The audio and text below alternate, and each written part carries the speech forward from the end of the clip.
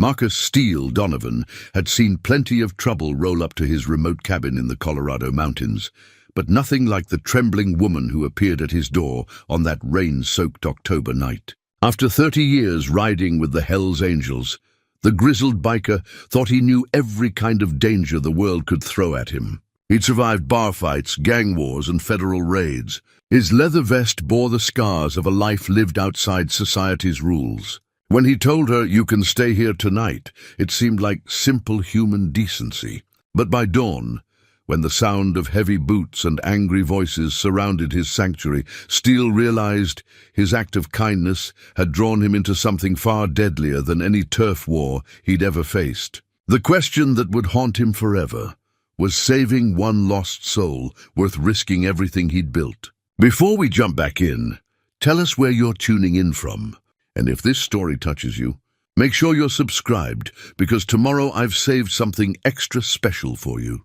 The rain hammered against the weathered cedar logs of Steele's cabin like an angry fist, each drop carrying the weight of an October storm that had rolled down from the high peaks without warning. Through the amber glow of kerosene lamplight, he studied the woman who sat trembling at his kitchen table, her delicate hands wrapped around a steaming mug of black coffee. She couldn't have been more than 30, with auburn hair that fell in damp waves past her shoulders and green eyes that darted toward every shadow. Steele had built this sanctuary 15 miles up a forgotten logging road, where the nearest neighbor was a family of black bears, and the only visitors were the occasional lost hunter or federal agent looking for someone who didn't want to be found. The cabin itself was a testament to his own hands. Rough-hewn logs chinked with mortar, a stone fireplace that could warm the whole space, and windows placed strategically to watch every approach. Above the mantel hung a hand-carved wooden cross, the only remnant of his childhood, faith that had somehow survived 3 decades of living. Outside the law, the woman she'd whispered her name was Sarah. When he'd first brought her inside, wore clothes that spoke of money and education. Her wool coat was soaked through, but still showed the fine tailoring underneath. Her boots were leather, expensive, but scuffed as if she'd been running through rough country. Most telling were her hands, soft, manicured, with a pale band of skin on her ring finger where a wedding band had recently been removed. Steele poured himself a whiskey and settled into the chair across from her, his own hands showing the map of a different life. Scarred knuckles from 1,000 bar fights, burns from motorcycle exhaust pipes, and calluses from gripping handlebars through long rides across desert highways. His leather vest hung on a peg by the door, the Hells Angels patches worn smooth by years of wind and weather. The bottom rocker read Colorado in bold letters, marking him as a member of the Denver chapter that had been his family since he'd mustered out of the Marines in 1993. "You don't have to tell me anything," Steele said, his voice carrying the gravel of too many cigarettes and too many late nights. "But if someone's looking for you, I need to know what kind of heat you're bringing to my door." Sarah's fingers tightened around the mug. "I witnessed something I shouldn't have seen. Something that powerful people would kill to keep quiet." Steele nodded slowly. In his world, powerful people killed for much less. "Federal, state, or private? Does it matter?" Her voice carried an educated accent, the kind that came from good schools and better neighborhoods. "They'll come for both of us now." Through the window, lightning split the darkness, illuminating the dense pine forest that surrounded his property. Steele had chosen this place for its isolation, its defensible position, and its multiple escape routes. Old habits from his Marine days died hard, even after 30 years of following a different code.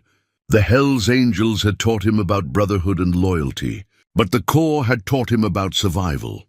He studied Sarah's face in the lamplight, noting the intelligence in her eyes and the way she unconsciously positioned herself with her back to the wall. This wasn't some runaway wife or small-time grifter. This was someone who understood danger, someone who'd been taught to watch the exits and trust no one. "There's a spare bedroom upstairs," Steele said finally. "Clean sheets, warm blankets. Door locks from the inside if it makes you feel safer." Sarah met his eyes for the first time since she'd arrived. "Why are you helping me? You don't even know who I am." Steele was quiet for a long moment, listening to the storm rage outside his walls. 30 years ago I was running from something too. Different circumstances, different choices, but running all the same. Someone gave me a chance when they didn't have to. Maybe it's time I passed that forward. He stood, draining his whiskey glass. But understand this. If you bring death to my door, I'll meet it standing. That's not a threat. It's just who I am. Sarah nodded, and for the first time since she'd appeared on his doorstep, Steele saw something other than fear in her expression. It might have been respect, or maybe just exhaustion, but it was enough to make him think that maybe, just maybe, he'd made the right choice. The storm showed no signs of letting up, and dawn was still hours away. Neither of them knew that by morning, everything would change, and the simple act of kindness that had brought them together would transform into something that would test every principle both of them held dear. Steele woke before dawn. A habit burned into him by 20 years of marine discipline, followed by 30 years of outlaw survival. The storm had passed, leaving behind the crisp silence that only mountain mornings could provide. He lay still for a moment, listening to the sounds of his sanctuary, the settling logs, the distant call of a hawk, and something else. Soft whimpering from the room upstairs, he pulled on his jeans and padded barefoot to the kitchen, where muscle memory guided him through the ritual of making coffee. The percolator's gentle bubbling was interrupted by a muffled scream from Sarah's room. Steele paused, his hand hovering over the sugar bowl, then continued his routine. He'd had his own nightmares for years. After coming home from the Gulf, sometimes the only kindness you could offer was pretending not to. Here, the faded dog tags around his neck caught the morning. Light as he moved, Marcus J. Donovan, USMC, blood type O negative. He'd stopped wearing them openly years ago when he'd traded his dress blues for leather and chrome, but he'd never been able to throw them away completely. They were a reminder of the man he'd been before the world had beaten the idealism out of him. From upstairs came the sound of Sarah moving around, probably trying to quiet her own demons. Steele understood that dance. The way you learned to muffle your own terror so you didn't disturb the people around you. The way you trained yourself to wake up fighting instead of screaming. His cell phone buzzed against the wooden table. A text from Razor, the chapter president. Heat's building in the city. Feds asking questions about safe houses. You clear up there? Steele typed back, all quiet. Routine check? Nothing routine about federal marshals sniffing around looking for a missing witness. Keep your head down. The phone went silent, but Steele's mind started working. Federal marshals meant serious crimes, federal crimes, the kind that carried life sentences or worse. He thought about Sarah's expensive clothes, her educated voice, the way she'd positioned herself to watch the exits. Not a random victim, someone important enough for the federal government to protect or hunt. Footsteps on the stairs announced Sarah's descent. She'd found one of his flannel shirts in the closet upstairs, and it hung loose on her smaller frame. Her hair was pulled back, revealing a face scrubbed clean of yesterday's fear, though the shadows under her eyes spoke of a sleepless night. Coffee smells good, she said, settling into the same chair she'd occupied the night before. Steele poured her a cup, noting how her hands no longer shook. Sleep at all? Some. She sipped the coffee, then looked directly at him. You were military. It wasn't a question. Steele touched the dog tags unconsciously. Marines. 2 tours in the Gulf, 1 in Bosnia. Long time ago. The way you move. The way you scan rooms. My father was military too, was. Sarah's expression tightened. Killed in action when I was 16. Afghanistan, 2004, Steele nodded. Gold Star families understood loss in ways that civilian families never could. I'm sorry, he taught me things before he deployed. How to read people, how to stay alert, how to survive when everything goes wrong. She met his eyes. He would have liked you, I think. The compliment hit deeper than Steele had expected. What did he do? Your father? Army intelligence. Spoke 4 languages, could disappear into any crowd, could read a situation before most people even knew there was a situation to read. Sarah smiled sadly. He used to say, that the most dangerous people were the ones who looked like they belonged wherever they were. Steele thought about that description, and about Sarah herself. Last night she'd seemed like a terrified refugee. This morning, alert and composed, she looked like someone who'd been trained to handle crisis situations. Someone who might belong in a federal courthouse or a prosecutor's office. "Your phone," he said suddenly. Sarah's hand moved instinctively to her pocket, then stopped. "What about it?" "You haven't tried to call anyone, haven't checked messages. Either it's dead or you're afraid to use it." She pulled the device from her pocket. The screen was spider-webbed with cracks, and when she pressed the power button, nothing happened. "It didn't survive the fall when I was running." "Fall from where?" Sarah was quiet for a long moment, staring into her coffee. When she looked up, Steele saw a flash of something fierce in her green eyes. "From the second-story window of a federal courthouse in Denver, with 3 men shooting at me." The sound that woke Steele wasn't the gentle knock of a neighbor or the tentative rap of someone lost. This was the heavy, measured pounding of men who expected doors to open when they demanded it. 3 solid strikes, pause, 3 more strikes. Professional, methodical, dangerous. Steele's eyes snapped open in the pre-dawn darkness. His hand, already reaching for the .45 he kept in the nightstand drawer. Across the cabin, he heard Sarah's sharp intake of breath from the upstairs bedroom. The pounding came again, more insistent this time, followed by a voice that carried the flat authority of someone accustomed to being obeyed. "Federal marshals. Open the door." Steele slipped from his bed, pulling on jeans and a t-shirt in one fluid motion. His bare feet made no sound on the wooden floor as he moved to the window. Through the gap in the curtains, he could see 3 figures positioned around his front porch. They wore tactical gear, body armor, helmets, weapons at the ready. But something was wrong with the picture. Real federal marshals would have called out their warrant number, would have announced themselves with more formality. These men moved like hunters, not law enforcement. Another voice, younger and more impatient. "We know she's in there, Donovan. Send her out and nobody gets hurt." They knew his name. They knew Sarah was here, which meant someone had been watching, tracking, planning. Steele's military training kicked in, his mind automatically cataloging defensive positions, escape routes, weapons availability. The cabin had thick log walls that would stop most small arms fire, but they wouldn't hold against anything serious. 2 exits, front door and back door. No basement, but a root cellar accessible through the kitchen floor. Sarah appeared at the top of the stairs, fully dressed, her broken cell phone clutched in her hand. The device's shattered screen caught the dim light, its black surface spider-webbed with cracks like a broken mirror reflecting fractured possibilities. "They're not federal marshals," she whispered. "I figured that out." Steele moved to his gun cabinet, withdrawing a shotgun and a rifle. "Who are they?" "Vincent Marcelli's men. I saw him murder federal judge Catherine Morrison 3 days ago. Shot her in her own chambers during what was supposed to be a private meeting about a case." Sarah's voice was steady, but Steele could see her hands trembling. "I was there to deliver documents." "Wrong place, wrong time." The pounding resumed, more aggressive now. "Last chance, Donovan. We just want the girl. No reason for you to die over this." Steele handed Sarah the rifle. "You know how to use this. My father taught me." She checked the action with practiced efficiency. "But Steele, you don't understand who you're dealing with. Martelli owns judges, prosecutors, cops. He has connections that go all the way to Washington. Lady, I've been dealing with connected people my whole life. The only difference is the size of their badge collection." Steele moved to the front window, peering through the curtains again. "Besides, I don't see any badges out there.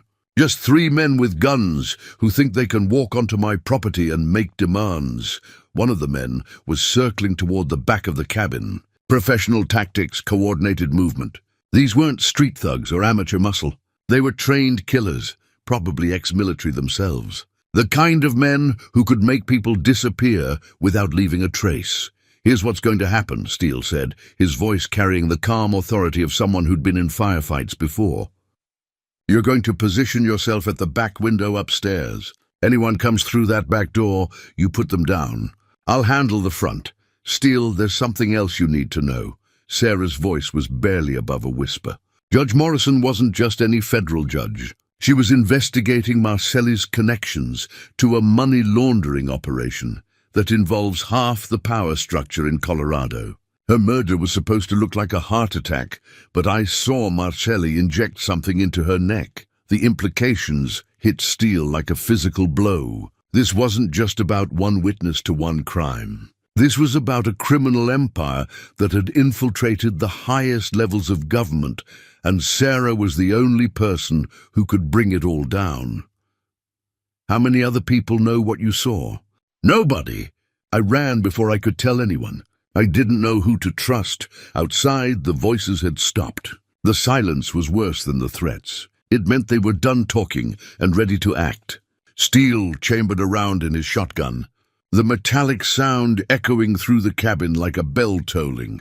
"Well," he said, moving toward the front door, "I guess we're about to find out what kind of man I really am." The first shot shattered the front window, sending glass cascading across Steele's kitchen floor like deadly rain. He dove behind the heavy oak table, pulling Sarah down with him as two more rounds punched through the log walls, splintering wood and filling the air with the smell of cordite and pine.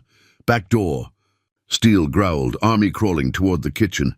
"Now," Sarah followed, clutching the rifle, her educated composure finally cracking under the reality of gunfire. Behind them, boots thundered across the front porch as Marcelli's men prepared for a direct assault. Steele had maybe 30 seconds before they breached the door, and 30 seconds wasn't enough time for a prolonged firefight. In the kitchen, he yanked open the trap door to the root cellar and shoved Sarah toward the opening. "There's a tunnel that comes out by the woodshed. Follow it and get to my bike. What about you?" Steele's custom Harley-Davidson sat under a tarp behind the cabin, its chrome gleaming even in the dim light. The bike was more than transportation. It was freedom incarnate. 2 wheels and 1,200 cc of pure American rebellion. He'd built the machine himself, every bolt and gasket chosen for performance and reliability. It represented everything the Hells Angels stood for: independence, brotherhood, and the open road. "I'll be right behind you." Steele grabbed a kerosene lamp from the counter and hurled it against the far wall. Flames spread quickly across the dry wood, filling the cabin with smoke and orange light. "Go!" Sarah dropped through the trapdoor as Steele heard the front door splinter. Heavy footsteps pounded across his floor, followed by shouted commands and the crash of overturned furniture. Steele emptied his shotgun through the kitchen doorway, not aiming to hit anything but buying precious seconds as the gunmen took cover. The tunnel was cramped and dark, carved into the mountainside during Prohibition by bootleggers who'd understood the value of hidden exits. Steele had discovered it when he'd bought the property and had spent years shoring up the walls and clearing the passage. Now, crawling through the narrow space with Sarah ahead of him, he was grateful for his predecessor's paranoia. They emerged behind the woodshed to find dawn breaking over the mountain peaks, painting the sky in shades of gold and crimson. Sarah was already pulling the tarp off the Harley, her movements quick and efficient despite her obvious fear. The bike was a thing of beauty, black and chrome with custom pipes that could wake the dead or outrun the devil, depending on what the situation required. "Ever been on a motorcycle?" Steele asked, straddling the machine and hitting the electric start. "No, but I'm a fast learner." Sarah climbed on behind him, wrapping her arms around his waist. The Harley roared to life with a sound like controlled thunder. Steele felt the familiar vibration through his bones as 1,600 pounds of American iron prepared to carry them away from danger. Behind them, smoke poured from the cabin windows, and he could hear shouting as Marcelli's men realized their quarry had escaped. Steele gunned the engine and sent the bike shooting down the narrow mountain path, Sarah clinging to him as they navigated switchbacks and loose gravel at speeds that would have terrified any sane person. The morning air was cold against their faces, sharp with the scent of pine and the promise of snow in the high country. "Where are we going?" Sarah shouted over the engine noise. "Denver," Steele called back. "My club brothers will give us sanctuary while we figure out our next move." A black SUV burst from the tree line ahead of them, blocking the narrow road. Steele yanked the handlebars hard left, sending the Harley sliding sideways across loose gravel before regaining traction and shooting up a steep embankment. Sarah's grip tightened around his waist as they went airborne for a terrifying moment, then landed hard on a deer trail that paralleled the main road. More gunfire erupted behind them, muzzle flashes visible in Steele's mirrors. The SUV was trying to follow, but its weight and bulk made it impossible to navigate the narrow mountain trails. Steele had chosen his escape route well. 4 wheels might have more stability, but 2 wheels had freedom. "How do they keep finding us?" Sarah shouted. Steele thought about that as they descended toward the main highway, the Harley's engine singing its song of power and liberation. Someone was tracking them, feeding information to Marcelli's hunters. Someone with resources and reach. Someone who might be closer than either of them realized. The highway stretched ahead of them, empty in the early morning light. For now they were free, but Steele knew that freedom was temporary. Behind them, smoke rose from his burning sanctuary, carrying with it the ashes of his old life. The Hells Angels clubhouse sat on the outskirts of Denver like a fortress built for modern warfare. Razor wire crowned the 10-foot chain-link fence. Security cameras tracked every approach, and the parking lot was filled with enough chrome and steel to stock a motorcycle dealership. Steele pulled the Harley through the gates, feeling the familiar mix of pride and belonging that came with seeing the club's colors flying overhead. Razor emerged from the main building as Steele and Sarah dismounted. The chapter president was a mountain of a man, 6'4" and built like a linebacker, with graying hair pulled back in a ponytail and arms covered in tattoos that told the story of 35 years in the club. His Hells Angels patch was worn smooth by countless miles of road time. The Winged Death's head logo faded but still commanding respect. Steele. Razor's greeting was curt, his eyes fixed on Sarah. "Heard you had some trouble up at your place." "News travels fast. Federal heat travels faster." Razor stepped closer, lowering his voice. "We got word that marshals are asking questions about safe houses and known associates. Whatever you're involved in, brother, it's big enough to get the feds stirred up." Steele felt the weight of his patch on his shoulders, the brotherhood that had sustained him for 3 decades, suddenly feeling fragile. The Hells Angels code was simple. The club came first, always. Individual members might have personal problems, but those problems couldn't be allowed to threaten the organization. "She witnessed a federal judge's murder," Steele said quietly. Vincent Marcelli pulled the trigger himself. Razor's expression didn't change, but Steele saw his jaw tighten. Marcelli's name carried weight in criminal circles, and not the kind of weight you wanted pressing down on your organization, and you brought her here. It wasn't a question. Sarah stepped forward, her chin raised defiantly. "I didn't ask him to help me. I didn't ask for any of this, but you got it anyway." Razor studied her with the calculating gaze of a man who'd survived by reading people correctly. "Question is, what are you planning to do about it?" Before Sarah could answer, Steele's phone buzzed. A text from an unknown number. "Nice bike. Shame if something happened to it." Steele showed the screen to Razor, whose expression darkened. "They followed you here."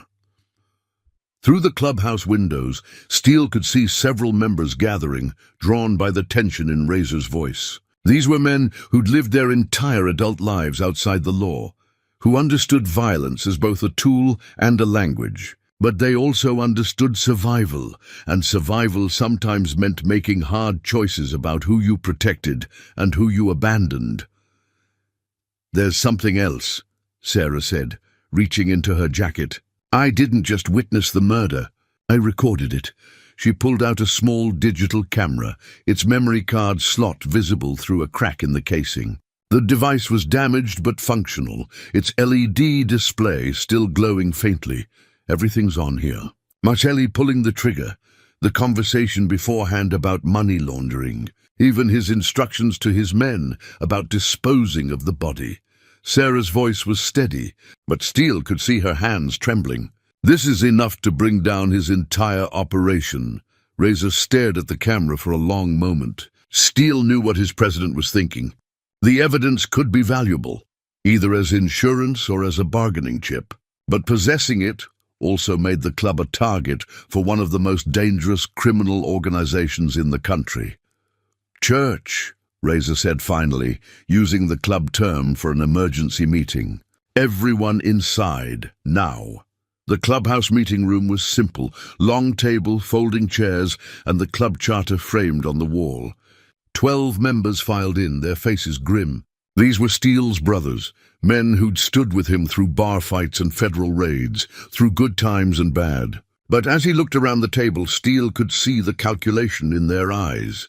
Razor spoke first. "Brother Steele has brought us a problem. Federal witness to a high-profile murder with evidence that could topple a major criminal organization. The heat's already following them here." "How much heat?" asked Tombstone, the club's sergeant-at-arms. "Enough that they burned down Steele's place and tracked them here in less than 6 hours." Murmurs rippled around the table. Steele had expected this, the club's survival instinct warring with loyalty to an individual member. "Motion on the table," said Snake, a lean man with dead eyes and prison tattoos. "Steele's on his own. We don't harbor federal witnesses." "Seconded," came from across the table. Razor looked at Steele with something that might have been sympathy. "Votes called. All in favor of cutting Steele loose, say aye." The voices came like hammer blows. "Aye, aye, aye. 7 votes. More than enough." Steele stood slowly, unbuttoning his leather vest. The Hells Angels patch that had been his identity for 30 years came off with surprising ease, leaving behind only faded marks on the leather and the hollow ache of betrayal. The abandoned mining town of Silver Creek sat in a valley 30 miles west of Denver, its wooden buildings weathered gray by decades of mountain winters and summer storms. Steele guided the Harley down the cracked main street, past the skeletal remains of the old general store and the collapsed frame of what had once been a saloon. This was where Colorado's silver boom had died in the 1890s, leaving behind empty dreams and empty buildings. Sarah climbed off the bike, stretching muscles cramped from hours of riding. The altitude made her breath visible in small puffs of vapor, and she pulled Steele's spare jacket tighter around her shoulders. In the pocket, her wedding ring clinked softly against the fabric, a simple gold band she'd been unconsciously twisting around her finger since they'd left the clubhouse. "This is where you bring all your dates?" she asked, surveying the ghost town. Steele managed a bitter laugh. "Only the ones being hunted by professional killers." They made camp in the old assay office, a stone building with thick walls and a clear view of the approaches. Steele used his lighter to start a fire in the pot-bellied stove, while Sarah explored the abandoned space. Dust motes danced in the afternoon sunlight streaming through cracked windows, and the air smelled of old wood and forgotten time. "I'm sorry," Sarah said suddenly. "About your club. About what happened back there." Steele poked at the fire with a rusted iron rod. 30 years I wore those colors. 30 years of thinking I belonged somewhere. You did belong. They were afraid, that's all. Fear makes people show their true nature." Steele settled onto an overturned crate, his face illuminated by the flickering flames. "Maybe they were right to cut me loose. Maybe I should have done the same thing in their position." Sarah pulled out her wedding ring, holding it up to catch the firelight. The gold gleamed like captured sunlight, its surface worn smooth by years of wear. "This was my mother's ring. She gave it to me when I married David. Your husband." "Was." Sarah's voice carried a weight that Steele recognized, the particular grief of someone who'd lost everything that mattered. He was a federal prosecutor working a case against organized crime. "They made it look like a car accident, but I knew better. David was the most careful driver I'd ever met." Steele understood now why she'd been in that courthouse, why she'd been delivering documents to Judge Morrison. "You were continuing his work." Someone had to. The case files, the evidence he'd gathered, it was all still there, gathering dust while the guilty went free. Sarah slipped the ring back into her pocket. "I wasn't going to let his death be meaningless." The fire crackled between them, casting dancing shadows on the stone walls. Outside, the wind whistled through the abandoned buildings, carrying with it the loneliness of forgotten places and lost dreams. "What was the case about?" Steele asked. "Money laundering through construction contracts. Marcelli's organization was washing drug money by inflating the costs of government building projects. Schools, hospitals, roads, all of it funded with dirty money, while children went without textbooks and patients waited in overcrowded emergency rooms." Steele felt something stir in his chest. An old anger he'd thought buried years ago. "So you decided to take them down yourself." "I decided to finish what David started. I had access to his files, his contacts, his evidence. All I needed was proof of direct criminal activity." Sarah's green eyes reflected the firelight. "That's why I was at the courthouse. Judge Morrison was going to authorize a federal investigation based on David's work, and Marcelli found out. Someone leaked the meeting. I arrived early and heard voices in the judge's chambers. When I looked through the door, I saw Marcelli inject something into her neck. She collapsed, started convulsing, then stopped breathing." Steele studied Sarah's face in the firelight, seeing past the fear to the steel underneath. This wasn't some helpless victim waiting for rescue. This was a woman who'd lost everything and decided to fight back. "The camera," he said. "You were recording the meeting. I was supposed to document the conversation for the official record. Instead, I documented a murder." Sarah met his eyes. "There's enough evidence on that camera to destroy Marcelli's entire network. Political connections, money laundering operations, witness, intimidation, everything. And now we're both targets. Now we're both dead, unless we figure out how to stay alive long enough to get that evidence to someone we can trust." Steele poked the fire again, sending sparks spiraling up toward the chimney. "Any ideas about who that might be?"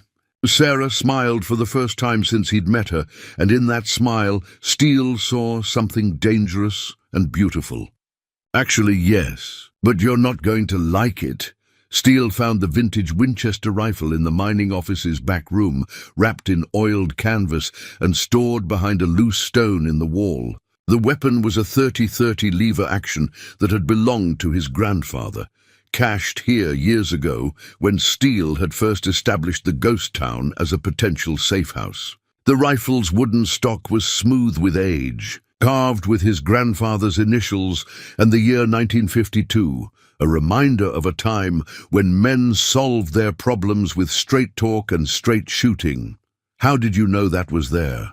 Sarah asked, watching him check the rifle's action. "This was my grandfather's hunting cabin before the mine played out. He taught me to shoot with this rifle when I was 12 years old." Steele ran his thumb along the carved initials. "Said a man who couldn't defend what was his wasn't much of a man at all." The irony wasn't lost on him. Here he was, defending a woman he'd known for less than 48 hours, using a rifle that represented 3 generations of family legacy. His grandfather had been a hard man who'd carved a living from unforgiving mountain stone. His father had been a disappointment who'd drunk away the family mining claims. And Steele himself had spent 30 years running from the very responsibilities his grandfather had tried to instill in him. Sarah was setting up perimeter alarms using salvaged equipment from the mining office, old telegraph wire strung between buildings, tin cans filled with pebbles that would rattle if anyone approached. Her movements were precise, methodical, suggesting training that went beyond what most civilians possessed. "You're not just a prosecutor's widow," Steele observed. "FBI Academy Quantico, class of 2008. I made it through 18 weeks of training before I realized I preferred the courtroom to fieldwork." Sarah tested one of her improvised alarms. David used to joke that he married the only federal agent in history who was more dangerous with a subpoena than with a service weapon. Steele's phone buzzed with a text from an unknown number. "Stop running. We only want the girl. Walk away and live." He showed the message to Sarah, who shook her head. "They'll never let you live. You've seen too much, know too much. The only way this ends is with all of us dead, or all of them in prison." From the ridge above the mining town came the distant sound of engines, not the throaty rumble of motorcycles, but the refined purr of expensive SUVs designed to carry men and weapons over rough terrain. Steele counted at least 3 vehicles, maybe more. "They found us faster than expected," he said, chambering around in the Winchester. "Marcelli has resources we can't compete with. Satellite tracking, electronic surveillance, contacts in law enforcement." Sarah moved to the window, peering through the dust-covered glass. "We need to think like they think, like hunters, like prey that's tired of running." Steele considered their position. The assay office was defensible, but not impregnable. Stone walls would stop small arms fire, but they had limited ammunition and no backup. The abandoned mine shafts could provide escape routes, but they could also become death traps if their pursuers knew the terrain.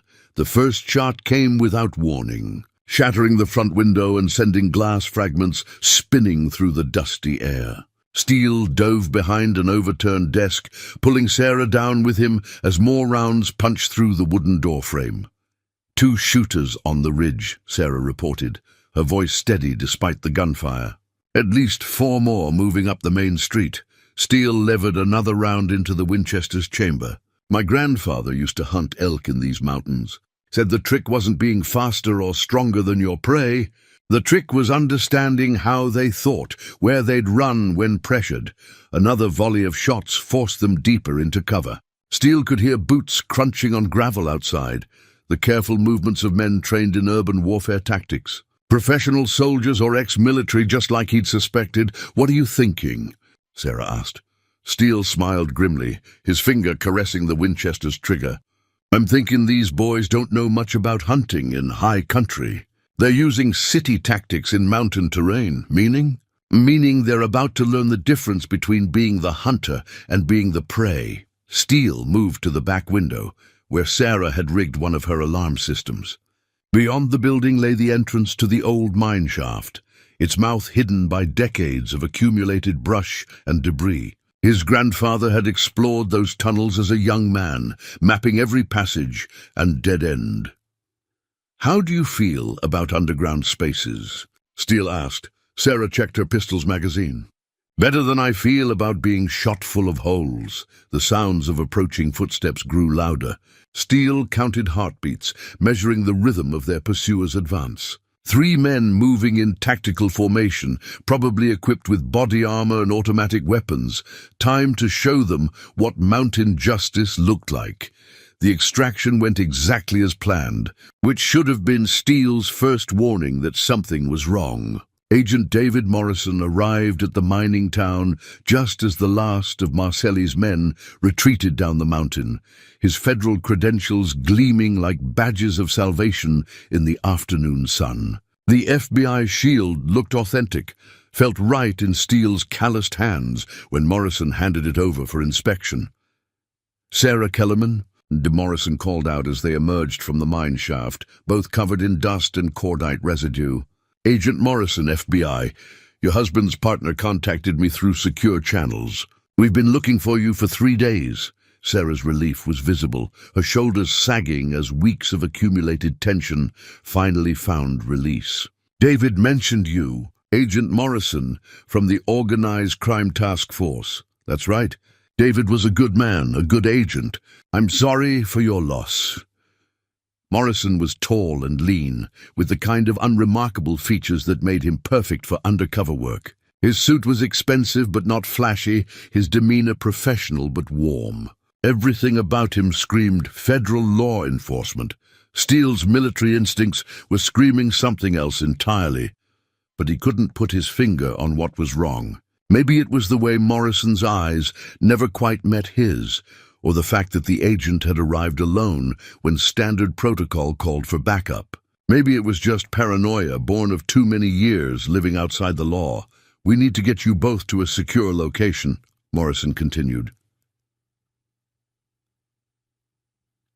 "Marcelli's people won't give up, and we've had reports of corruption in local law enforcement. Can't trust anyone except federal assets." Sarah handed over the digital camera without hesitation. "Everything's on here. The murder, the conversation beforehand, enough evidence to bring down Marcelli's entire network." Morrison examined the camera with what looked like professional interest. turning it over in his hands like a jeweler appraising a valuable stone. The FBI badge on his belt caught the light, its eagle and shield logo polished to mirror brightness. "This is excellent work. Mrs. Kellerman, your husband would be proud." Morrison slipped the camera into his jacket pocket. "Now let's get you somewhere safe while we process this evidence." They climbed into Morrison's black sedan, Sarah in the front passenger seat, Steele in the back. The car was government issue, complete with radio equipment and bulletproof glass. Morrison drove with the confident efficiency of someone who knew these mountain roads well, taking turns that avoided the main highways and kept them away from potential surveillance. "Where are we going?" Steele asked. "Safe house outside Boulder. Federal facility completely secure." Morrison glanced in the rearview mirror. "Don't worry, Mr. Donovan. We'll make sure you're protected. Witness protection can give you a new identity, a fresh start." Steele watched the landscape roll past, noting that they were heading away from Denver rather than toward it. Away from FBI field offices and federal courthouses. Away from the kind of infrastructure that would normally handle a case of this magnitude. "Agent Morrison," Sarah said suddenly. "What's your badge number?" Morrison's hands tightened almost imperceptibly on the steering wheel. "I'm sorry?" "Your badge number." David always said to verify badge numbers when working with new agents. "Of course. Standard protocol." Morrison reached into his jacket, and Steele saw the glint of metal that had nothing to do with badges or identification. The gun appeared in Morrison's hand like a magic trick, trained on Sarah's head before Steele could react. The FBI badge slipped from Morrison's belt, hitting the car floor with a hollow metallic sound that revealed its cheap construction and fraudulent nature. "Vincent Marcelli sends his regards," Morrison said, his professional demeanor evaporating like morning mist. "Did you really think a federal prosecutor's widow could outsmart one of the most powerful crime families in the country?" Sarah's face had gone pale, but her voice remained steady. "You're not FBI." "Very good. I'm what you might call a consultant. Someone who specializes in cleaning up messy situations." Morrison's smile was cold and professional. "Marcelli has people everywhere. Police departments, prosecutors' offices, even federal agencies. Your husband learned that lesson the hard way." Steele felt the familiar weight of betrayal settling in his chest, but this time it was different. This time, someone he cared about was in immediate danger, and the old Marine training that had never completely left him began to surface. "The car accident," Sarah whispered. "You killed David. Nothing personal. Just business." Morrison's attention was focused entirely on Sarah, which was his first mistake. "Now we're going to take a little drive to see Mr. Marcelli. He's very eager to meet the woman who's caused him so much trouble." Steele shifted slightly in the back seat, his hand finding the door handle. Morrison's second mistake was assuming that a former Hells Angels member would go quietly to his execution. His third mistake was forgetting to check if Steele was armed. The blood-stained family photograph fell from Sarah's jacket as Morrison forced them from the car at gunpoint, the image fluttering to the gravel like a broken butterfly. Steele saw it in the headlights, a younger Sarah smiling beside a tall man in a prosecutor's suit, flanked by two children who couldn't have been older than 8 and 10. The blood across the photo wasn't Sarah's, it was theirs. "You didn't just kill David," Steele said, understanding flooding through him like ice water. Sarah's composure finally cracked, tears streaming down her face as she stared at the photograph. "Tell him, Morrison. Tell him what your boss did to my babies." Morrison's professional mask slipped for a moment, revealing something that might have been discomfort. "Collateral damage. Your husband wouldn't stop digging into Marcelli's operations, even after multiple warnings. They were 6 and 8 years old." Sarah's voice was barely a whisper. Emma was learning to ride a bike. Jake had just lost his first tooth. Steele felt something dark and primitive rising in his chest, a rage that went beyond personal betrayal or professional ethics. He'd seen evil in his time, in war zones and criminal enterprises, but the casual murder of children crossed lines that even hardened criminals usually respected. The car accident wasn't just David. he said. Family vacation to the mountains. Brake failure on a steep grade. Very tragic, very believable. Morrison seemed to take pride in the clinical efficiency of the murders. Marcelli wanted to send a message about what happens to people who threaten his organization. Sarah knelt and picked up the photograph with trembling hands. The blood had dried to a rusty brown, obscuring the faces of her murdered children, but not erasing them from memory. I was supposed to be in that car. I stayed home with the flu. Lucky break, Morrison said without irony. Gave you 18 months to grieve before you decided to continue your husband's work. Steele understood now why Sarah had been so determined, so fearless in the face of mortal danger. She wasn't running toward justice. She was running away from a life that had already ended the day her family died. The woman beside him wasn't seeking redemption. She was seeking revenge. The evidence on the camera, Steele said. You're going to destroy it, eventually. But first, Marcelli wants to meet the prosecutor's widow, who's caused him so much trouble. He has a personal interest in loose ends. They were standing in the parking lot of what had once been a roadside diner, its windows boarded up and its neon signs dark. The kind of place where people disappeared and nobody asked questions. Morrison's sedan was the only vehicle in sight, which meant either he was working alone or backup was hidden in the surrounding darkness. Why involve me? Steele asked. You could have taken her any time. You made yourself a factor when you decided to play hero. Marcelli doesn't tolerate interference, regardless of the source. Morrison gestured with his pistol toward the diner's entrance. Move. Steele caught Sarah's eye and saw something there that hadn't been present before. Not hope exactly, but purpose. The kind of grim determination that came from having nothing left to lose. Sarah, he said quietly. She met his gaze. And in that moment, Steele saw past the grief and fear to the woman underneath. FBI Academy training. 18 months of planning revenge. The calculated patience of someone who'd learned to think like her enemies. I know, she whispered. Morrison pushed them toward the diner's front door, his attention divided between his prisoners and the surrounding darkness. Professional caution warring with overconfidence. He'd successfully infiltrated their escape attempt, recovered the evidence, and delivered them to his employer. In his mind, the hard part was over. One question, Sarah said, turning to face Morrison. David's case files. How long had you been feeding information to Marcelli? Morrison smiled with genuine pride. Since the beginning. Every witness interview, every piece of evidence, every investigative lead. Your husband never had a chance. That's what I thought. Sarah's hand moved with the speed of her FBI training, striking Morrison's gun hand while Steele lunged forward. The pistol discharged into the gravel as Steele drove his shoulder into Morrison's midsection. They went down hard, rolling across broken glass and rusted metal while Sarah scrambled for the fallen weapon. Morrison was younger and probably stronger, but Steele had 40 years of bar fights and military training behind every move. More importantly, he had something Morrison lacked. A reason to fight that went beyond money or professional obligation. He had something worth protecting, even if he'd only known her for 3 days.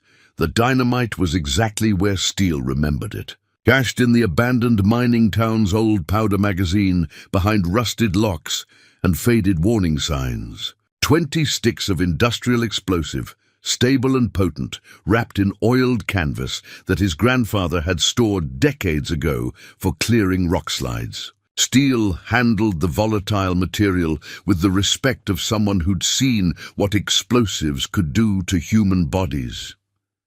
This is insane, Sarah said, watching him carefully load the dynamite into a canvas bag. You're talking about turning your own property into a war zone. It's not my property anymore. Burned down, remember? Steele checked each stick for deterioration, looking for the telltale signs of weeping nitroglycerin that would make the explosive unstable. Besides, Marcelli's people are going to come for us wherever we go. Might as well choose the battlefield. They'd left Morrison's body in a shallow grave behind the abandoned diner. But not before Steele had used the fake agent's phone to send a message to Marcelli's organization. The text was simple. Come to Silver Creek if you want the evidence. Come alone or watch it get uploaded to every news outlet in the country.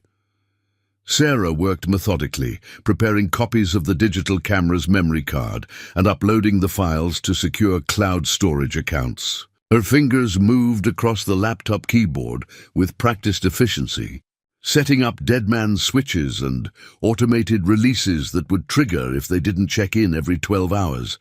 "There," she said, closing the computer. "Insurance policy. If we don't survive the night, the evidence goes public automatically." Steele nodded, impressed despite himself by her thoroughness. She'd learned to think like a prosecutor and plan like a federal agent, but grief had taught her to be ruthless in ways that training never could. "What about backup?" Sarah asked. "Other Hell's Angels who might help?" "I told you, I'm not a member anymore." "They made that clear." Steele's voice carried the bitter edge of betrayal. "But I've got other resources." He pulled out his phone and scrolled through contacts until he found the number he wanted. The call was answered on the second ring by a voice gravelly with age and cigarettes. "Gunny Martinez." "Gunny, it's Marcus Donovan. I need a favor." "Well, I'll be damned. Thought you might be dead by now, Devil Dog. Heard you went native with the motorcycle boys." "Something like that." "Listen, I'm in a situation that requires some of the old skill sets. You still in touch with any of the boys from 2nd Battalion? There was a pause, and Steele could almost hear the old Marine gunnery sergeant calculating odds and obligations. "Depends on what kind of situation we're talking about. The kind where American citizens get murdered by organized crime, and federal law enforcement is compromised." Steele kept his voice steady, professional. "The kind where Marines might need to step up because nobody else will. How many hostiles?" "Unknown. Well-armed, well-trained, probably ex-military themselves." "Rules of engagement." Steele looked at Sarah, thinking about her murdered children and her husband's sacrifice. "Whatever it takes to protect the innocent and serve justice." "Roger that. Give me coordinates and a timeline." Steele rattled off the location and estimated arrival time for Marcelli's forces. When he hung up, Sarah was staring at him with something that might have been hope. Marines. Once a Marine, always a Marine. Some of us actually mean that. Steele shouldered the bag of explosives. "Now we need to set the stage." They spent the next 2 hours rigging the mining town with improvised explosives and defensive positions. Steele's military engineering training guided the placement of charges designed to channel attackers into kill zones while providing cover for defenders. Sarah proved surprisingly adept at constructing booby traps and early warning systems as the sun set behind the mountains, casting long shadows across the abandoned buildings. Steele found himself checking his grandfather's pocket watch, a railroad timepiece that had kept perfect time for 60 years. The hands showed 8:47 p.m., and Steele estimated they had maybe 2 hours before Marcelli's people arrived. "Scared?" he asked Sarah. She was cleaning Morrison's pistol with methodical precision, her movements those of someone who'd done this many times before. "Terrified, but also ready. Good. Fear keeps you alive. Overconfidence gets you killed." In the distance, they could hear the rumble of approaching vehicles. Steele counted at least 4 engines, maybe more. Marcelli wasn't taking any chances this time. "Whatever happens," Sarah said, "I want you to know that these last few days have meant something to me. You gave me a reason to fight for something other than revenge."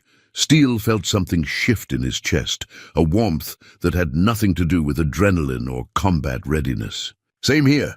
The vehicles were getting closer, their headlights visible through the trees.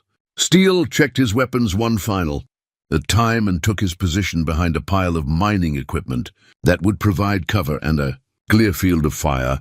Time to find out if an old Marine and a grieving widow could stand against a criminal. Empire. Steele's father's watch ticked steadily in his vest pocket, its mechanical heartbeat marking the seconds until Marcelli's arrival. The timepiece was a 1954 Hamilton Railway Special, built for railroad conductors who needed precision timing to keep trains from colliding in the mountains. Steele's father had carried it for 30 years before alcoholism had claimed both his job and his life, leaving behind only debts and the golden watch that now counted down to what might be Steele's final moments. The mining town had been transformed into a killing field with surgical precision. Explosive charges were positioned to bring down buildings and block escape routes. Dripwires connected to improvised claymore mines would channel attackers into predetermined corridors of death. Sarah had proven surprisingly adept at urban warfare tactics, her FBI training complementing Steele's military experience in ways that created a defensive network worthy of professional soldiers. 4 black SUVs rolled into Silver Creek at exactly 10:30 p.m., their headlights cutting through the mountain darkness like searchlights hunting for prey. Steele counted 12 men emerging from the vehicles, all armed with automatic weapons and moving with the coordinated precision of special operations veterans. These weren't street thugs or hired muscle. These were professional killers. Vincent Marcelli himself stepped from the lead vehicle.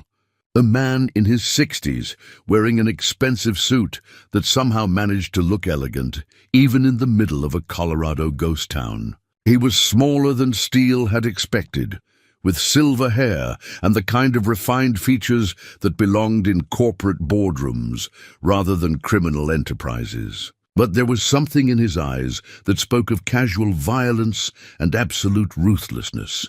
"Mrs. Kellerman," Marcelli called out, his voice carrying the cultured accent of someone who'd learned English as a second language. "I know you're here.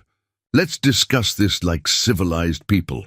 Sarah pressed herself against the stone wall of the assay office, her finger resting lightly on the detonator that would bring down half the main street. Steele could see the tension in her shoulders, the way her breathing had become shallow and controlled.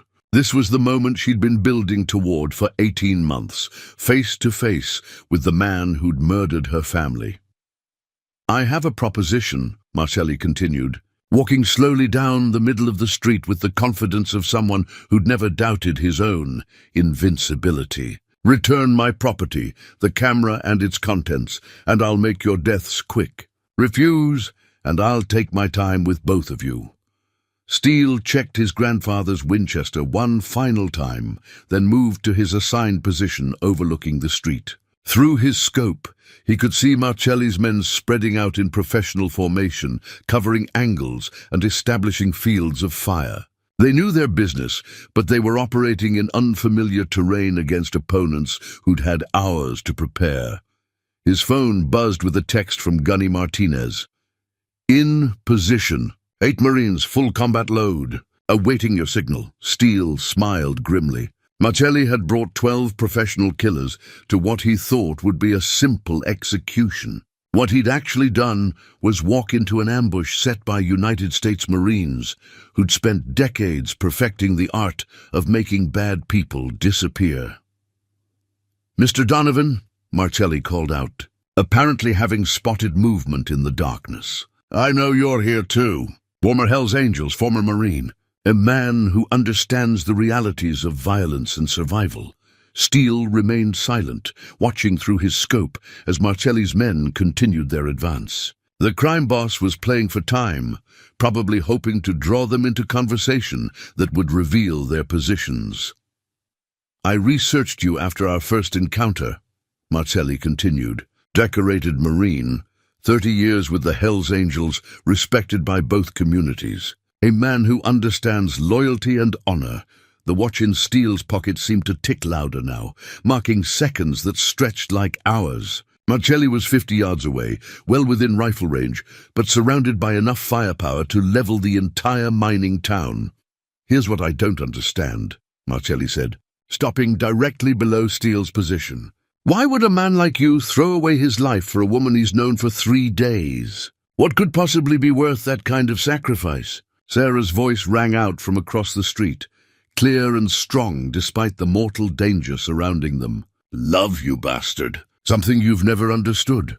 Marcelli laughed, a sound like breaking glass in the mountain silence. "Love, Mrs. Kellerman, I've been in business for 40 years. Love doesn't survive contact with reality.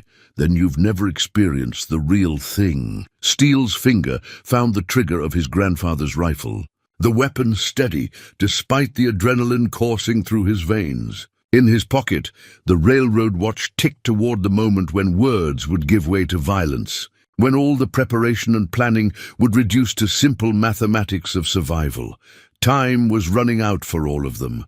The combat knife materialized in Steele's hand like an extension of his will, its 7-inch blade engraved with the Marine Corps eagle, globe, and anchor that had been etched into the steel during his graduation from boot camp 35 years ago. The weapon was more than a tool.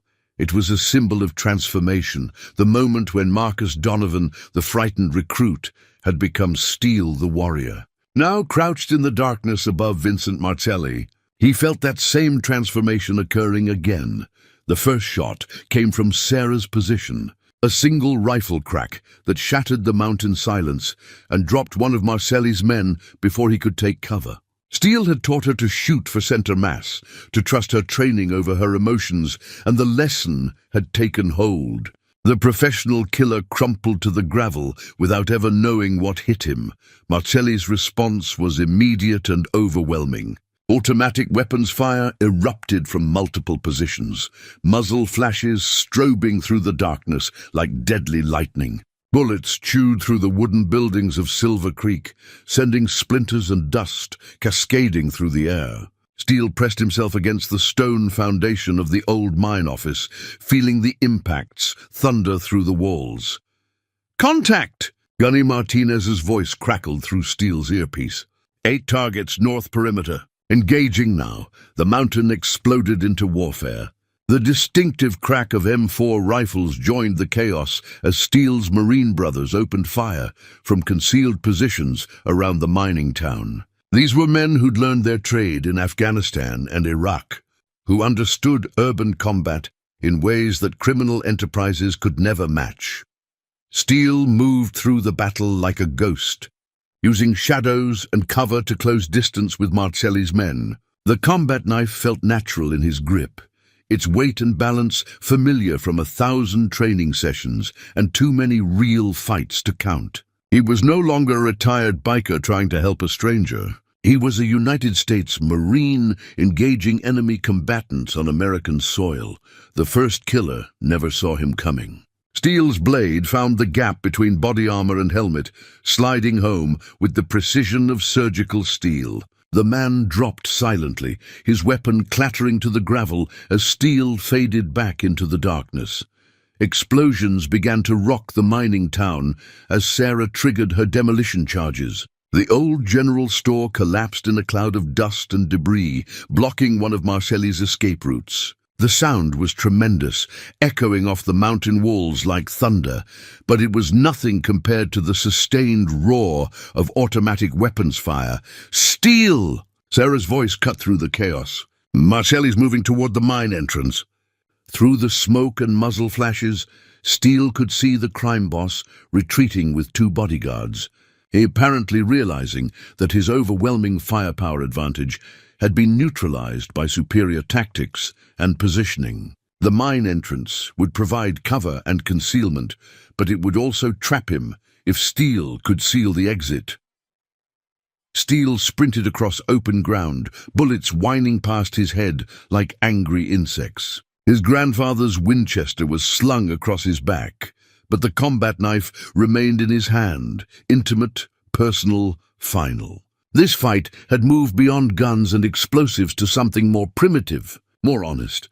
One of Marcelli's bodyguards turned to face the approaching threat, his submachine gun already rising towards Steele's chest. The Marine training took over. 5 years of muscle memory compressed into 2 seconds of lethal motion. Steele went low, the combat knife describing a perfect arc that opened the gunman's femoral artery. The bodyguard's weapon discharged harmlessly into the night sky as he collapsed, his life pumping out onto the mountain stone. Marcelli and his remaining bodyguard reached the mine entrance just as another explosion brought down the old saloon. Burning timber fell like meteors, illuminating the battlefield in hellish orange light. Steele could hear Gunny Martinez coordinating fire and movement over the radio, the calm professionalism of a man who'd done this dance many times before. "End of the line, Marcelli," Steele called out, approaching the mine entrance with the knife held low and ready. The crime boss emerged from the shadows, no longer the refined businessman who'd stepped from the SUV an hour earlier. His expensive suit was torn and dirty, his silver hair disheveled, his cultured mask finally slipping to reveal the animal underneath. "You have no idea what you're dealing with," Marcelli snarled, producing a pistol from inside his jacket. "I own judges, senators, federal agents. You think killing me will end this?" Steele moved closer, the combat knife catching firelight along its engraved blade. "Maybe not. But it'll be a good start." The bodyguard stepped between them, his own weapon trained on Steele's chest. For a moment, the three men stood frozen in a tableau of violence and determination, the sounds of ongoing battle echoing around them like the drums of war. Then Sarah appeared behind them, Morrison's pistol steady in her hands, and everything changed again. Sarah's USB drive caught the firelight as she held it up. The small device containing enough evidence to destroy Marcelli's empire, gleaming like a digital talisman of justice. The memory stick was no bigger than her thumb, but it represented 18 months of careful investigation, digital forensics, and the kind of evidence that federal prosecutors dreamed about. Wire transfers, recorded conversations, photographic proof of murder. "This is what you killed my family for," Sarah said, her voice steady despite the chaos raging around them. 30 gigabytes of data that prove you've been laundering money through construction contracts for 15 years. Marcelli's eyes fixed on the USB drive with the hunger of a man who understood that his entire world could be reduced to ones and zeros on a piece of silicon and plastic. "Give me that device, and I'll make your death quick." "Counteroffer," Sarah replied, her pistol trained on Marcelli's chest. "Surrender now, and I'll let the legal system decide your fate instead of putting a bullet in your heart." Steele kept his combat knife ready, watching the bodyguard for any sign of movement. The man was professional enough to understand that 3 guns were now pointed in his general direction, but criminal loyalty and self-preservation were warring in his expression. The sounds of battle were beginning to fade as Gunny Martinez and his Marines systematically eliminated Marcelli's remaining men. Professional soldiers against criminal muscle was never really a fair fight, despite superior numbers and firepower. Training and discipline had won the day, as they usually did when the stakes were high enough. "You don't understand what you're destroying," Marcelli said, his cultured voice cracking under the strain. "My organization provides stability, order. We settle disputes without involving law enforcement. We provide services that legitimate businesses can't offer." "You murdered children," Steele said flatly. "Nothing you've built is worth preserving." Marcelli's expression hardened. "Your moral outrage is touching, Mr. Donovan, but irrelevant. I've survived federal investigations, witness protection programs, even attempts on my life by rival families. A broken-down biker and a grieving widow aren't going to be the end of Vincent Marcelli." Sarah stepped closer, the USB drive still visible in her free hand. "David thought the same thing. Right up until Morrison sabotaged his car, your husband was naive. He believed the system could be trusted to deliver justice." Marcelli smiled coldly. "I am the system, Mrs. Kellerman. Judges, prosecutors, federal agents, they all have prices, and I know what those prices are." "Not all of them." Sarah's thumb moved toward the USB drive. "David uploaded copies of his investigation to a secure server before he died. Everything you've built, everyone you've corrupted, every crime you've committed, it's all documented." Steele watched Marcelli's face change as the implications sank in. The crime boss was realizing that this wasn't just about one witness or one piece of evidence. This was about the complete destruction of a criminal empire that had taken decades to construct. "The camera was just the beginning," Sarah continued. "The murder of Judge Morrison was sloppy, desperate. It made you vulnerable because it confirmed everything David had theorized about your methods." Marcelli's bodyguard was sweating now, his weapon wavering between Steele and Sarah as he calculated his odds of survival. Behind them, the gunfire had stopped completely. replaced by the controlled voices of Marines securing the area and conducting battle damage assessment. "Last chance," Steele said to the bodyguard. "Drop your weapon and live, or keep pointing it at us, and join your boss in whatever comes next." The man looked at Marcelli, then at the USB drive in Sarah's hand, then at the combat knife in Steele's grip. Professional calculation won out over criminal loyalty. The submachine gun clattered to the stone floor of the mine entrance. "Smart choice," Steele said. "Now back away." Marcelli was alone now, his empire crumbling around him, his organization decimated, his corruption exposed. But he still had the desperate fury of a cornered animal, and cornered animals were always the most dangerous. "You think this ends with my death?" Marcelli snarled. "You think my organization dies with me?" "No," Sarah said quietly. "But it starts with your death." Marcelli's hand moved toward his jacket, and Steele saw the glint of metal that meant the crime boss had one final card to play. The combat knife left Steele's hand in a perfect arc. 35 years of Marine training compressed into one moment of absolute precision. The blade took Marcelli in the chest, just as his pistol cleared his jacket. The crime boss staggered, looking down at the knife protruding from his heart with an expression of genuine surprise. "For Emma and Jake," Sarah whispered, the names of her murdered children carrying across the mountain silence like a prayer for justice finally delivered. Vincent Marcelli, who had corrupted judges and murdered federal prosecutors, who had built an empire on blood and intimidation, collapsed to his knees and then forward onto his face. The USB drive in Sarah's hand suddenly seemed less important than the absolute stillness of the man who would never hurt another family. Steele's blood-soaked vest lay in a heap beside the medical stretcher, the leather saturated with crimson that gleamed wet under the emergency floodlights. The Hells Angels patches were barely visible beneath the stains. The winged Death's Head logo, now a prophetic symbol of how close Steele had come to joining the ranks of the permanently departed. Paramedics worked over him with practiced efficiency, their hands moving quickly to stem the bleeding from wounds he hadn't even felt during the heat of battle. The adrenaline crash hit him all at once. 30 years of living dangerously, finally catching up in a wave of exhaustion that made his vision blur and his hands shake. Steele tried to sit up on the stretcher, but Sarah's firm hand on his chest pushed him back down. "Stay still, you stubborn bastard," she said, her voice carrying the authority of someone who'd learned to give orders under pressure. "You've lost enough blood to kill a smaller man." Steele looked down at himself, seeing for the first time the extent of the damage.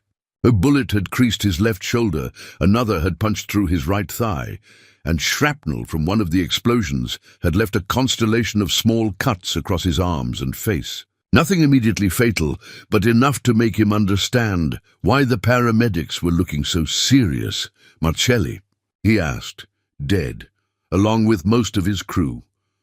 Sarah's expression was grim but satisfied. "Your Marine friends are efficient." Gunny Martinez appeared beside the stretcher, his face streaked with cordite and dirt, but wearing the satisfied expression of a man who'd completed a successful mission. "Casualty report, Devil Dog. 11 enemy KIA, 1 wounded and in custody. 0 friendly casualties, unless you count your stubborn ass. I'll live." "Damn right you will. Marines don't die in mining towns in Colorado. That's not how our story ends." Federal agents were arriving now, the real ones this time, identifiable by their proper credentials, and the way they moved with bureaucratic authority rather than criminal purpose. Steele watched them establish a perimeter around the mining town, their crime scene teams already beginning the methodical process of documenting evidence and collecting bodies. Agent Patricia Reeves introduced herself as the FBI's lead investigator for organized crime in the Denver field office. She was a small woman with graying hair and the kind of tired eyes that came from seeing too much human corruption. But her handshake was firm and her voice carried genuine respect. "Mrs. Kellerman, Mr. Donovan, what you've accomplished here tonight goes far beyond justice for your personal losses. Marcelli's organization was responsible for murders, money laundering, and corruption that reached into the highest levels of state and federal government. Sarah handed over the USB drive without ceremony. Everything's documented. Financial records, recorded conversations, photographic evidence. Enough to prosecute everyone in Marcelli's network. And clean house in our own organizations, Agent Reeves added grimly. Morrison wasn't the only federal employee on Marcelli's payroll. This investigation is going to reach into places that some very powerful people would prefer to keep hidden. Steele felt the morphine beginning to take effect, the sharp edges of pain blunting into a manageable ache. What happens to us now? Witness protection if you want it. New identities, new lives, federal security until the trials are over. Agent Reeves looked between Steele and Sarah. Given what you've been through, it might be the safest option. Sarah was quiet for a long moment, staring at the blood-soaked vest that represented everything Steele had sacrificed for her. What about the people Marcelli corrupted? The judges, the prosecutors, the federal agents? Justice, Mrs. Kellerman. Real justice for the first time in decades. Agent Reeves smiled grimly. Your husband's investigation is finally going to see the light of day. The paramedics were preparing to transport Steele to the hospital, but he caught Sarah's hand before they could load him into the ambulance. This isn't how I expected it to end. How did you expect it to end? Steele thought about that question as the mountain wind carried the smell of smoke and gunpowder down from the mining town. 3 days ago, he'd been a solitary man living in isolation, his only connections to the world being a motorcycle club that had ultimately abandoned him. Now he was looking at a woman who'd become worth dying for, and the future suddenly seemed like something worth living for. I expected to die alone, he said honestly. Sarah leaned down and kissed his forehead, her lips warm against his skin. Well, you're going to have to find a new expectation, because I'm not going anywhere. The ambulance doors closed with a solid thunk, and Steele felt himself being carried away from the battlefield toward an uncertain but no longer solitary future. Through the rear windows, he could see Sarah climbing into a federal vehicle, her silhouette outlined against the emergency lights. For the first time in 30 years, Steele Donovan had something worth protecting that was still alive. The hospital bracelet around Steele's wrist was a simple plastic band with his name, date of birth, and blood type printed in stark black letters. But it represented something profound, vulnerability accepted, humanity acknowledged, the willingness to let others care for him. For a man who'd spent 30 years projecting invincibility, the small white strip of plastic was more transformative than any Hell's Angels patch had ever been. Sarah sat beside his hospital bed, reading depositions and federal indictments that had grown out of the evidence they'd provided. The scope of Marcelli's corruption was staggering. Dozens of arrests, federal judges recusing themselves from cases, entire prosecutors' offices being investigated for compromise. The USB drive had been even more valuable than they'd imagined. 43 indictments so far, Sarah said, looking up from a thick folder of legal documents. 3 federal judges, 12 prosecutors, 28 law enforcement officers at various levels. Steele adjusted his position carefully, mindful of the stitches in his shoulder and thigh. Your husband would be proud. David would be amazed. He spent 3 years trying to prove what we documented in one night. Sarah's voice carried a mix of satisfaction and sadness. Justice moves slowly until it doesn't. Agent Reeves had visited twice in the past week, updating them on the investigation's progress and discussing their options for the future. Witness protection remained available, but the systematic destruction of Marcelli's organization had eliminated most of the immediate threat. They were free to choose their own path forward. The safe house in Montana is still available, Steele said. Federal property, but they're willing to lease it long-term to civilians who've provided valuable service. Sarah smiled at the euphemism. Valuable service? That's one way to describe getting shot while killing organized crime figures. Better than the alternative descriptions. Steele touched the hospital bracelet absently. Question is, what do you want to do with the rest of your life? It was a conversation they'd been avoiding, the practical reality of building something permanent from the intense bond forged in crisis. Sarah had her career as a federal prosecutor to consider, her desire to continue David's work. Steele had his own choices to make about who he wanted to be now that his outlaw identity had been stripped away. "I've been offered a position with the Justice Department," Sarah said quietly. "Special prosecutor for organized crime cases. Based in Denver but with national jurisdiction." Steele felt something cold settle in his stomach. Important work, meaningful work, but also dangerous work that would keep her in the crosshairs of every criminal organization in the country. That's what you want. It's what David would have wanted. It's what needs to be done. Sarah met his eyes. "But I'm not making any decisions without talking to you first." The honesty in her voice caught Steele off guard. They'd known each other for less than a week, but the intensity of shared danger had compressed years of relationship development into days of absolute trust. "What about you?" Sarah asked. "Agent Reeves mentioned something about consulting work." Steele nodded slowly. "Federal contract work. Security consulting for witness protection cases, threat assessment for federal facilities. Using the skill sets I developed as a Marine and refined as an outlaw. Legitimate work, legal work." "There's a difference," Steele smiled wryly. "Turns out the federal government values people who understand how criminals think and operate." Sarah reached over and took his hand, her fingers intertwining with his scarred knuckles. "We could make it work. Your consulting, my prosecution work. Different sides of the same fight. Long hours, dangerous cases, federal bureaucracy." Steele squeezed her hand gently. "Not exactly the quiet retirement I'd been planning. Were you happy? Living alone in the mountains, cut off from everything?" Steele thought about that question honestly.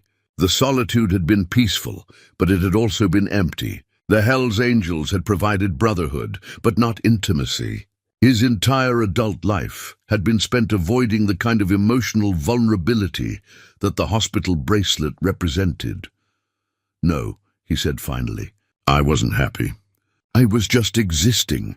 Sarah leaned forward and kissed him, her lips soft against his. "Then let's try living instead." Outside the hospital window, Denver stretched toward the mountains in all directions, a city of possibilities and new beginnings. Steele looked at the woman beside him, thinking about federal prosecutors and organized crime, about justice and redemption, about the difference between existing and living. The hospital bracelet caught the afternoon light, its plastic surface reflecting the promise of a future where vulnerability wasn't weakness, where caring about someone was worth any risk. The new wedding rings caught the afternoon sunlight streaming through the courthouse windows, simple gold bands that Sarah had chosen to replace the one she'd worn during her first marriage. Steele turned his ring slowly on his finger, still adjusting to the unfamiliar weight of commitment and the visible symbol of belonging to someone else. The rings represented something he'd never thought possible, a second chance at a life worth living. 6 months had passed since the night at Silver Creek. 6 months of trials and depositions, of federal investigations and congressional hearings. Vincent Marcelli's criminal empire had been systematically dismantled, its corruption exposed in headlines that dominated news cycles for weeks. Sarah's testimony had been the cornerstone of prosecutions that reached into the highest levels of state and federal government. The courthouse wedding had been Sarah's idea, a quiet ceremony with Agent Reeves and Gunny Martinez as witnesses. No elaborate celebration, no extended family gatherings, just two people who'd found each other in the middle of a war and decided to build something peaceful together. "Mrs. Donovan," Steele said, testing the sound of Sarah's new name. "I like the sound of that." Sarah adjusted her own ring, the gold warm against her skin.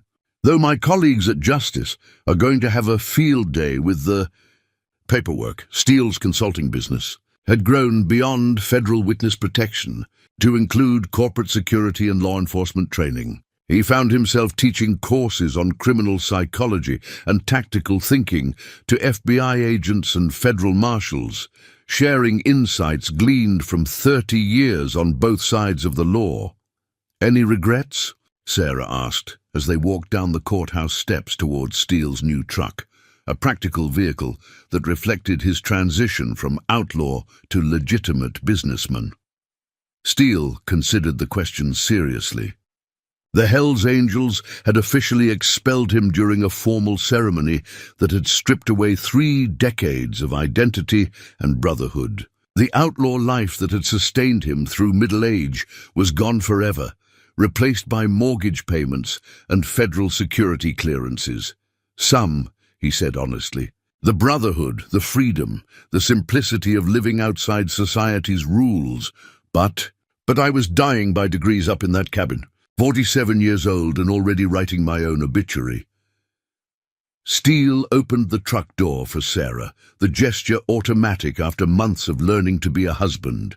"You gave me a reason to live instead of just survive."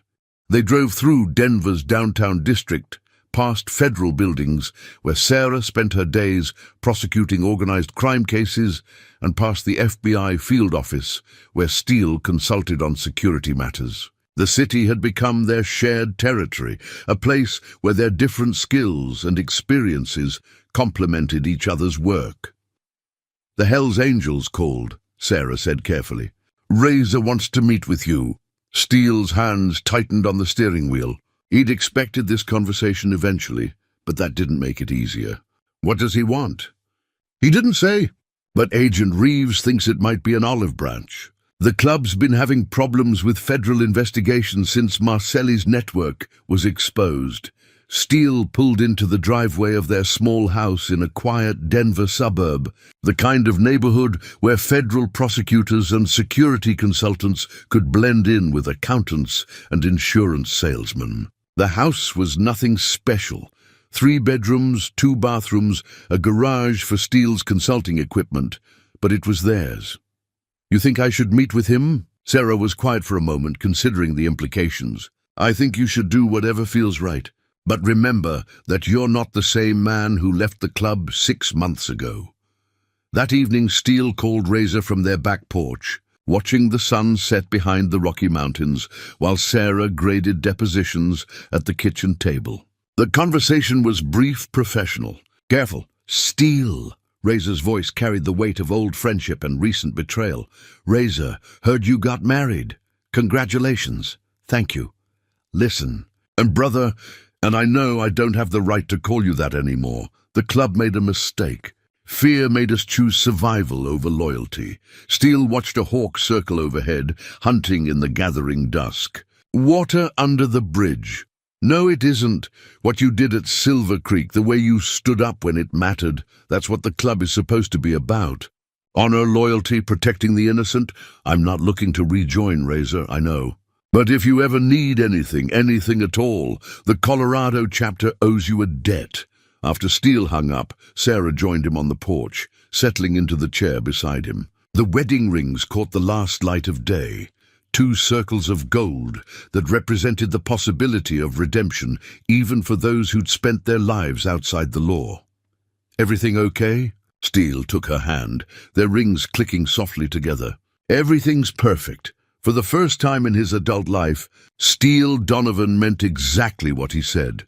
The hand-built rocking chair creaked softly on the front porch of their Montana safe house, its pine frame worn smooth by Steele's patient craftsmanship during the long winter evenings when Sarah's pregnancy had kept them close to home. He'd carved each piece by hand, joining them with traditional techniques his grandfather had taught him decades ago, creating something that would last for generations. The chair was more than furniture.